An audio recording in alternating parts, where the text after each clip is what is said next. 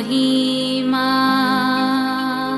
यीशु प्रभु जी गाते आते हैं तुझ पास जीवन जल के प्यास एक ही तो है आस जग निर्माता मुक्तिदाता जीवन जल देखा जीवन जल देखा जीवन जल देखा। प्रभु यीशु मसीह के पवित्र नाम पर प्रेम भरा नमस्कार। प्रभु की असीम करुणा से पिछले 5 साल से शुभ संदेश चैनल द्वारा प्रस्तुत किए इस जीवन जल कार्यक्रम में आपका स्वागत करते हैं। यह कार्यक्रम बहुत प्रियजनों के जीवन में प्रभु यीशु मसीह पर विश्वास करके उद्धार पाने और मसीह जीवन के लिए एक आशीष का कारण हो गया है। प्रभु की महिमा हो। परमेश्वर का वचन कहता है, क्या ही धन्य है हर एक जो यहोवा का भय मानता है और उसके मार्गों पर चलता है। यही इस जीवन जल कार्यक्रम का उद्देश्य है कि आप अपने परिवार के साथ परमेश्वर के वचन में सच्चाई का मार्ग एवं प्रभु यीशु मसीह पर विश्वास के द्वारा सच्चाई का जीवन अनुभव कर सके। आपके और आपके परिवार का उद्धार और आशीष का कारण ठहरे, यही हमारी प्रार्थना है। इस कार्यक्रम का लाभ उठाते हुए आप इस विषय में जरूर अपने पड़ोसी और प्रियजनों के सूचित करें। साथ ही करस्पॉन्डेंट के माध्यम द्वारा मराठी, हिंदी और अंग्रेजी भाषा में बाइबल का अध्ययन भी कर सकते हैं। प्रभु का वचन सुने और आशीष पाए। आमीन। जीवन जल कार्यक्रम देखने वाले सभी दर्शकों को जगत का उद्धारकर्ता प्रभु यीशु मसीह के पवित्र नाम से नमस्कार। यूहन्ना अध्याय 7 और पद 37 में पवित्र शास्त्र वचन में ऐसा लिखा हुआ है, यीशु ने लोगों को पुकार कर कहा, यदि कोई प्यासा हो तो मेरे पास आकर पिए। जो मुझ पर विश्वास करेगा उसके हृदय से जीवन के जल की नदियां बह निकलेगी। क्या आप जीवन में प्यासे हैं? क्या सच्चाई की तलाश में है? प्रभु यीशु मसीह आपके प्यास को बुझाना चाहता है, आपके सवालों का जवाब देना चाहता है। तो आइए आज परमेश्वर के संदेश सुनने से पहले अपने मनों को तैयार करें और इस मधुर संगीत का आनंद उठाएं।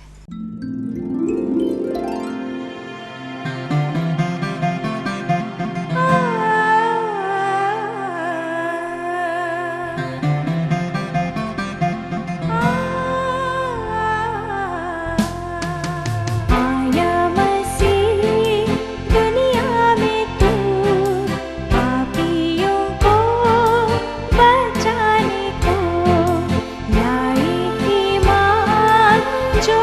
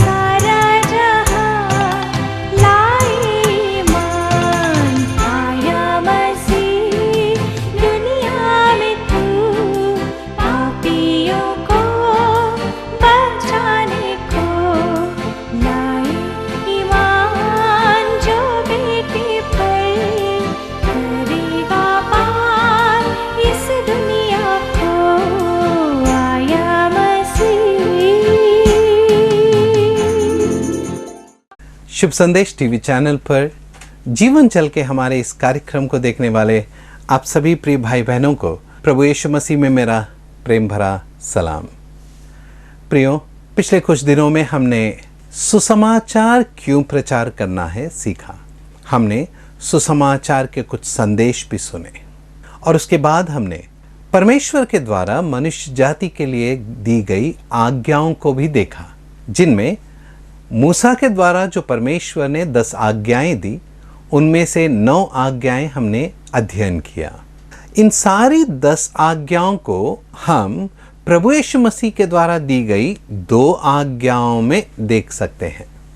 परमेश्वर के द्वारा दी गई पुराने नियम की 10 आज्ञाओं में पहली 4 आज्ञाएं प्रभु के द्वारा दी गई पहली आज्ञा के समानता में हैं, जहां प्रभु यीशु मसीह ने कहा कि तुम अपने परमेश्वर से संपूर्ण मन, प्राण और सामर्थ्य से प्रेम करना।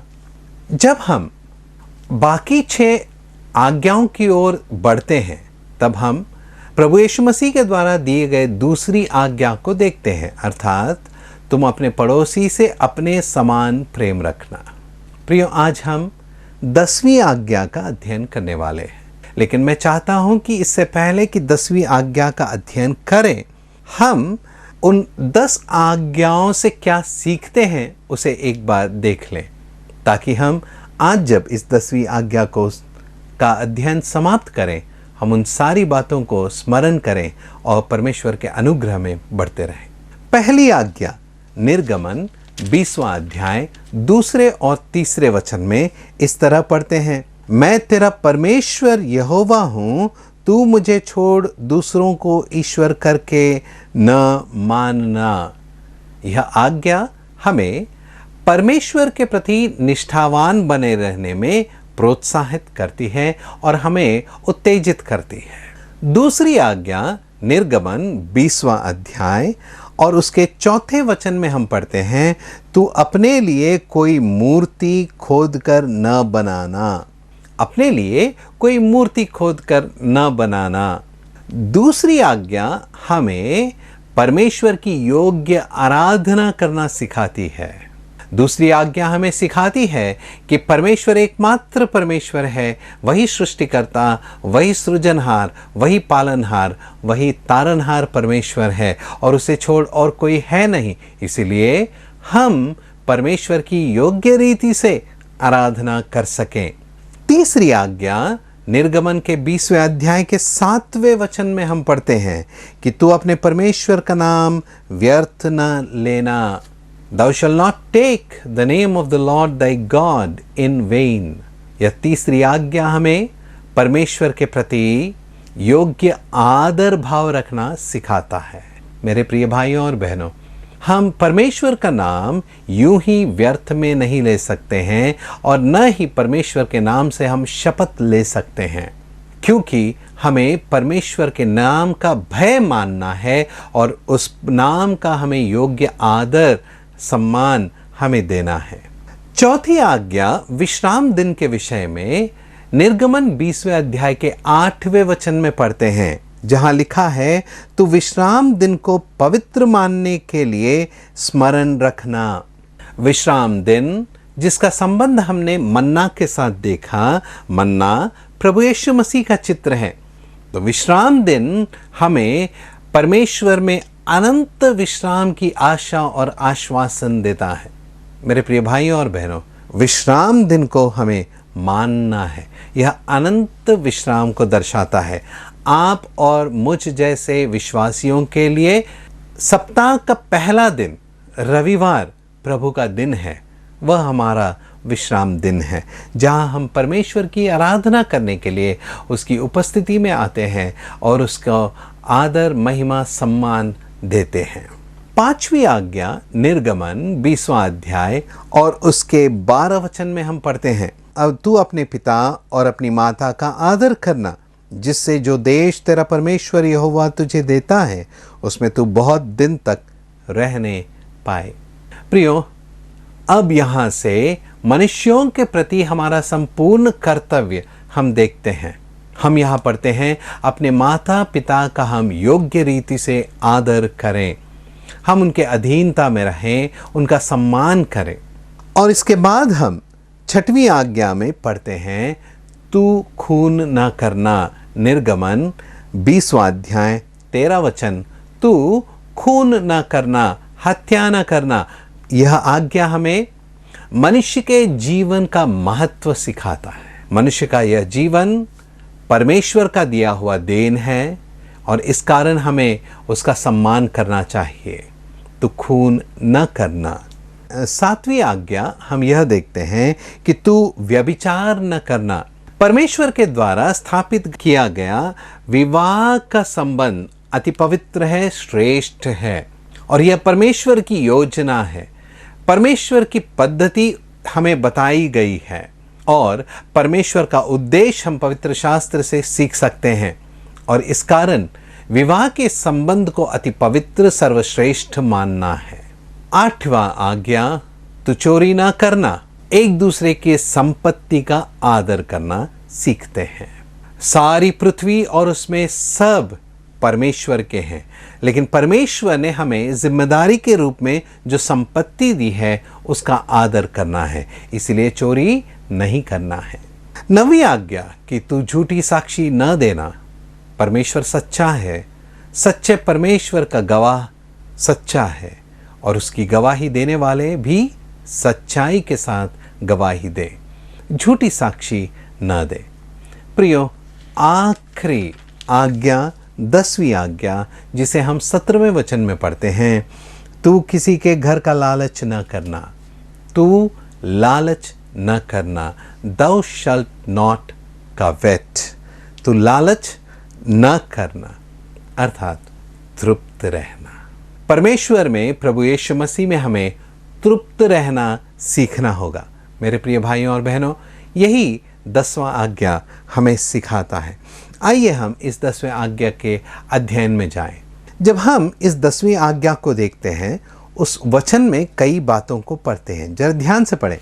किसी के घर का लालच न करना, न तो किसी की स्त्री का लालच करना, न किसी के दास दासी या बैल गधे, न किसी की किसी वस्तु का लालच करना। 5 बातें हैं प्रियो। न उसके घर का लालच करना, न उसकी स्त्री का लालच करना, न उसके दास दासियों का लालच करना, न उसके पशुओं का लालच करना, उसके किसी भी वस्तु का लालच न करना। 6 आज्ञाओं में ये आखिरी आज्ञा है और यह आखिरी आज्ञा इसके पहले के 5 आज्ञाओं को हमारे सामने प्रस्तुत करते हैं। लालच, इस शब्द को हमें समझना बहुत ज़रूरी है। लालच वह है जो हमें उस ओर देखने पर मजबूर करता है जो हमारा नहीं है। हाँ मेरे प्रिय भाइयों और बहनों, मरकुस रचित सुसमाचार उसके 7वें अध्याय में जब हम आते हैं, मरकुस रचित सुसमाचार 7वां अध्याय 21 से लेकर 23 वचन, क्योंकि भीतर से मनुष्य अर्थात मनुष्य के मन से बुरे बुरे विचार, व्यभिचार, हत्या, चोरी, परस्त्री गमन, लोभ, दुष्टता, छल, लुचपन, खुदिष्टी, निंदा, अभिमान और मूर्खता निकलती है। ये सब बुरी बातें भीतर ही से निकलती हैं और मनुष्य को अशुद्ध करती हैं। लोभ, दुष्टता, छल, लुचपन, खुदिष्टी, ये सारी बातें कहाँ से निकलती हैं? मेरे प्रियो, ये सारी बातें हृदय से निकलती हैं। ये सारी बुरी बातें भीतर ही से निकलती हैं और इन्हीं के द्वारा मनुष्य अशुद्ध होता है। मन की बुराई में उत्पन्न होने वाला यह एक है लालच। इसीलिए याकूब ने अपनी पत्रिका में पहले अध्याय के 14 वचन में चेतावनी दी है कि मनुष्य क्या करता है। मनुष्य अपनी ही अभिलाषा में खिंचकर फंसकर पाप करता है। अभिलाषा बुरा नहीं है, अभिलाषा अच्छा है, लेकिन परमेश्वर के लिए अभिलाषा रखनी है। जब हम हमारे अभिलाषा के दिशा को बदलकर संसार की ओर लगाते हैं, वहां बुराई उत्पन्न होती है। जब हम हमारे अभिलाषा को दूसरों के घरों की ओर, उनके स्त्री की ओर, उनके दास दासियों की ओर, उनकी संपत्ति की ओर, पशुओं की ओर, उनके वस्तुओं की ओर लगाते हैं, वहां लालच उत्पन्न होता है। मेरे प्रिय भाइयों और बहनों, तृप्त रहना ये आपका और मेरा सौभाग्य है और ये हमारा भाग है।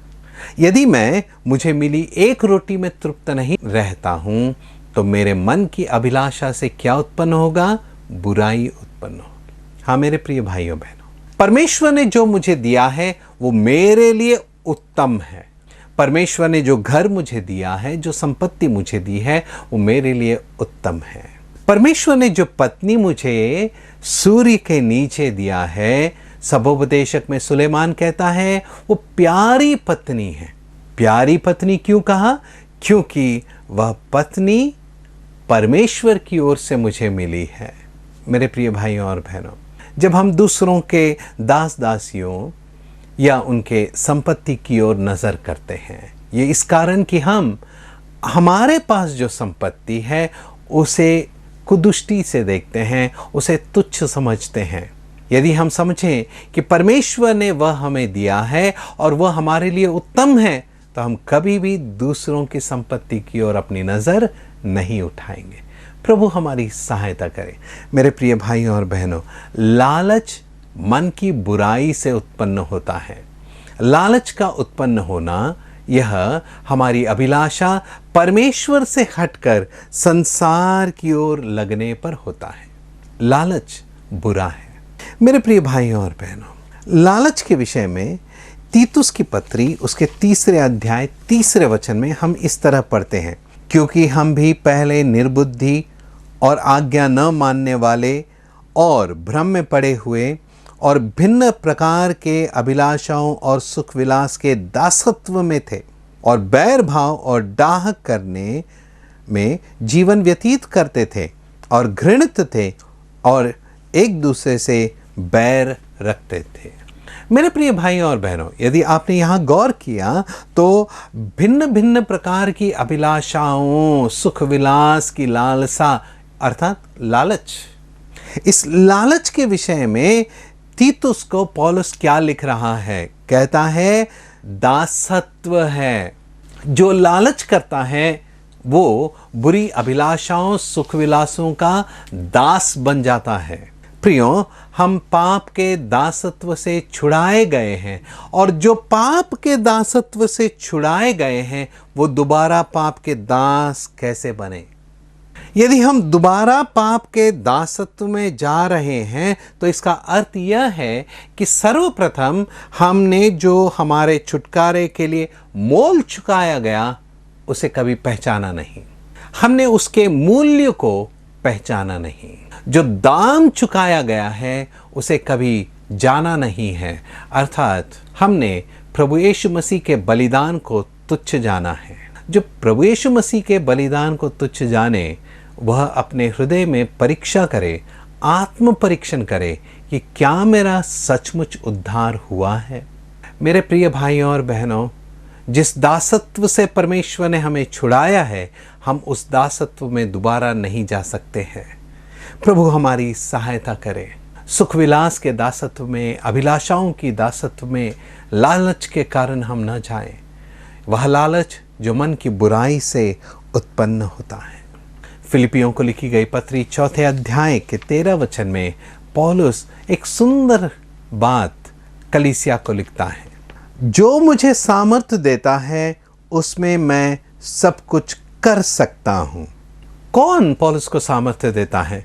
प्रभु यीशु मसीह। अब पौलुस क्या कह रहा है? कहता है कि जो मुझे सामर्थ्य देता है, अर्थात प्रभु यीशु मसीह में मैं सब कुछ कर सकता हूं। यह पौलुस क्यों कह रहा है? पौलुस का यह कहने का संदर्भ क्या है? उस संदर्भ को मैं चाहता हूं कि आप देखें। 11वें वचन में हम इस तरह पढ़ते हैं, यह नहीं कि मैं अपनी घटी के कारण यह कहता हूं, क्योंकि मैंने यह सीखा है कि जिस दशा में हूं उसी में संतोष करूं। मैं दीन होना भी जानता हूं, बढ़ना भी जानता हूं, हर एक बात और सब दशाओं में मैं तृप्त होना जानता हूं। भूखा रहना और बढ़ना घटना सीखा है। प्रिय पौलुस प्रभु यीशु मसीह में सब कुछ कर सकता हूं कहता है, अर्थात वह यह कहता है कि मैं प्रभु यीशु मसीह में हर परिस्थिति, हर दशा में संतोष करना सीख लिया है। पौलुस कहता है कि मैंने हर अवस्था में, हर कमी घटी में, हर बढ़ती चढ़ती में प्रभु यीशु मसीह में तृप्त रहना सीख लिया है।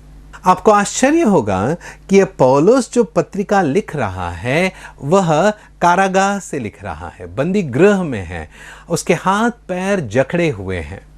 ऐसी अवस्था में उसे अगली रोटी कब मिलेगी मालूम नहीं। भयानक परिस्थिति अगले किस व्यक्ति से मिलेगा उसे मालूम नहीं।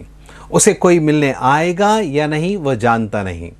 बड़ी भयंकर परिस्थिति में पौलुस यह लिख रहा है कि मैंने संतोष करना सीख लिया है, कि मैंने तृप्त होना सीख लिया है। कैसे? जो मुझे सामर्थ्य देता है उसमें मैं सब कुछ कर सकता हूं, मैं आनंदित रह सकता हूं, मैं संतोष कर सकता हूं, मैं तृप्त रह सकता हूं। मेरे प्रिय भाइयों और बहनों, ये लालच का पाप से बचने के लिए आपको और मुझे प्रभु यीशु मसीह में तृप्त रहना सीखना पड़ेगा। इस लालच के पाप से बचने के लिए आपको और मुझे प्रभु यीशु मसीह में आनंद मनाना, संतोष करना सीखना पड़ेगा। पौलुस ने वह सीख लिया। क्या आज हम, आप और मैं प्रभु यीशु मसीह में सब कुछ करना सीख लें, आनंद मनाना सीख लें, तृप्त रहना सीख लें? इन 10 आज्ञाओं के अध्ययन में जो परमेश्वर ने हमें सिखाया है उसके द्वारा हमारा जीवन सुधर जाए, हम परमेश्वर के लिए प्रसन्नता का कारण बने, परमेश्वर हमारी ओर देखकर मगन हो सके। आइए प्रियो, प्रार्थना करें कि परमेश्वर हमें अनुग्रह प्रदान करें। 10 आज्ञाओं ने हमें 10 उपदेश दिए हैं, इन्हें हम अपने हृदय के करीब रखें। इन वचनों के अनुसार हम अपना जीवन जांचें, परखें, जांच कर जहां कमी घटी है, जहां सुधारने की आवश्यकता है, उन विषयों को जानें और सुधार कर हम अपने जीवन को परमेश्वर की प्रसन्नता के लिए जिए। आइए हम प्रार्थना करें। स्वर्गीय पिताजी, हम आपको धन्यवाद देते हैं इन दिनों में सुसमाचार और सुसमाचार के द्वारा 10 आज्ञाओं के उपदेश जो आपने हमें दिए उसके लिए हम आपको धन्यवाद देते हैं। प्यारे पिताजी, इन 10 आज्ञाओं में आपने कई बातों में और कई विषयों में हमें जांचने के लिए अवसर दिया, हमारी गलतियों को हम सुधार सकें और पिताजी आपके योग्य, आपके आनंद के लिए हम अपना जीवन बिता सकें। हम पर अनुग्रह प्रदान करें। आप बढ़े, हम घटे। प्रभु यीशु मसीह के मधुर और मीठे नाम में प्रार्थना विनती करते हैं पिताजी, आमीन। अगर परमेश्वर ने इन वचनों के द्वारा आपसे बातें किया है और आप इन विषय पर अधिक जानकारी प्राप्त करना चाहते हो या किसी प्रार्थना के विषय को बांटना चाहते हो तो निसंदेह हमें संपर्क करें। हमारा पता Jeevan Jal Nav Bhavna building 422 SVS road, post box number 19161, Prabha Devi, Mumbai 400025। प्रार्थना एवं मुफ्त बाइबल कॉरेस्पॉन्डेंस कोर्स के लिए हमें संपर्क करें। अपना नाम और पूरा पता तुरंत SMS करें। Mobile number 089-925-80744। इस नंबर पर अपना नाम और पता दर्ज कर सकते हैं। Landline number 022-222-422-1842। Email ID gospelbroadcast@yahoo.com। Web address www.lwgb.org। YouTube address जीवन जल TV @YouTube। जीवन जल कार्यक्रम को हर सोमवार और बुधवार शाम 6:30 बजे को और शनिवार रात 9 बजे को इसी चैनल पे आप देख सकते हैं। धन्यवाद।